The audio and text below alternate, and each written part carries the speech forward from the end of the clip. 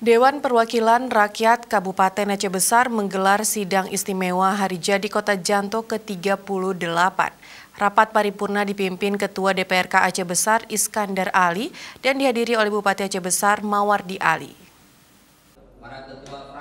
Dalam rapat paripurna yang merupakan sidang istimewa memperingati Hari Jadi Kota Janto ke-38, Ketua DPRK Aceh Besar Iskandar Ali menyampaikan pesan khusus kepada Dinas Perhubungan Aceh Besar terkait akses transportasi dengan beroperasinya satu unit bus Trans Janto.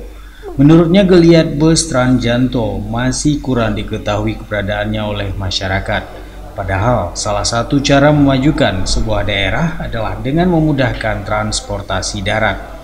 Iskandar Ali menyarankan kepada OPD terkait untuk menambah trayek Trans Janto minimal dalam sehari untuk melayani 3 kali pulang pergi Lambaru ke Kota Janto.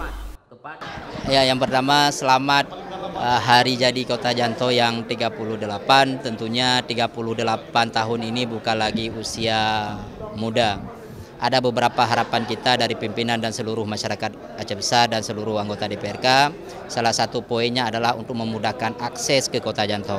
Dalam paripurna kita sebutkan selama ini kan trayek Trans Janto hanya melayani satu trayek per hari. Kita mengharapkan ke depan adanya 3 trayek, itu yang pertama. Kemudian yang kedua, jadikanlah Janto ini sebagai pusat aktivitas masyarakat Aceh Besar. Tidak lagi selama ini sebagai kota bertujuan khusus, cuma administrasi belaka. Jadi dengan adanya ruas jalan tol, kemudian memudahkan akses, adanya spot-spot pertumbuhan ekonomi, Kota Janto ini memang benar-benar layak menjadi ibu kotanya Aceh Besar, seperti itu. Dalam rapat paripurna itu, Ketua DPRK Iskandar Ali juga menyebut Hari Jadi Kota Janto ke-38 tahun ini menjadi istimewa karena beberapa hal. Pertama, karena masih dalam suasana keprihatinan karena belum bisa keluar dari pandemi COVID-19 dan tahun ini telah dapat dilaksanakan upacara peringatan. Hal lainnya karena peringatan Hari Jadi tahun ini berdepatan dengan tahun kelima masa pemerintahan Bupati dan Wakil Bupati periode 2017-2022. Dari Aceh Besar, Tim Liputan Aceh TV melaporkan.